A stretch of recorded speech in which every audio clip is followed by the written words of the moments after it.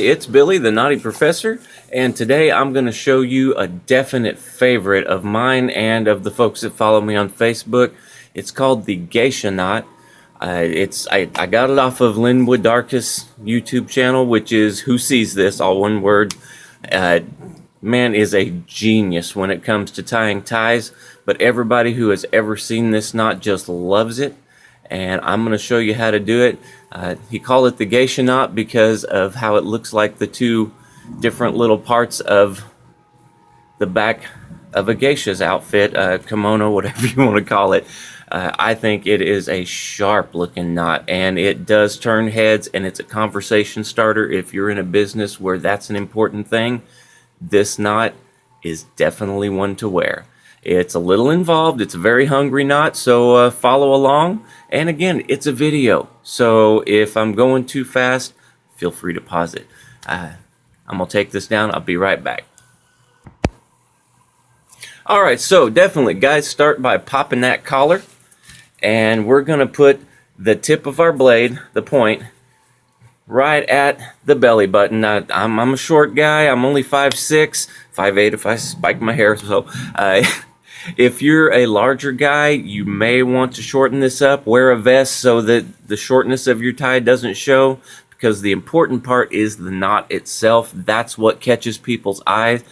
I absolutely love this knot. Again, it's the Geisha Knot. So, the point of the tie, right about your belly button, maybe in between your belly button and your belt line, but a lot of folks like to use what I've often called the power pinch, where you kind of put a dimple in the middle and fold the sides back down. With this tie, I really like the Boris Maka style, which is to fold this and then fold this over.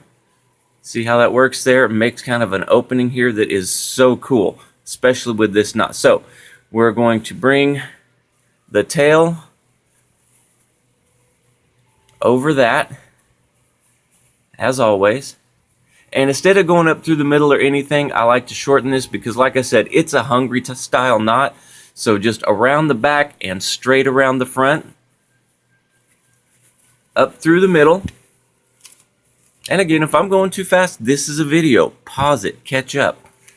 Because once you get the hang of this knot, it is absolutely a must for your repertoire. So we're going to take the point of the tail, put it down through that front loop we just made. And you might want to leave it a little loose because there's a lot of pass-throughs here. So a little bit loose. Right here, you're going to want to fold your tie. A lot of folks don't like doing this. I didn't do it at first or didn't like doing it, but once I got started on some of the knots, especially Linwood Darkis knots, you got to learn how to do this because it is amazing. I like to keep just this part folded and then the point of the tail. That way, when I pass it through this little part here,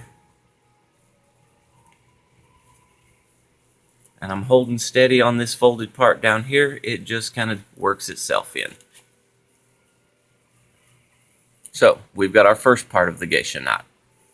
Now, take this still folded around the top, and we're going to pass the point through the same place we just went over, but on the opposite side.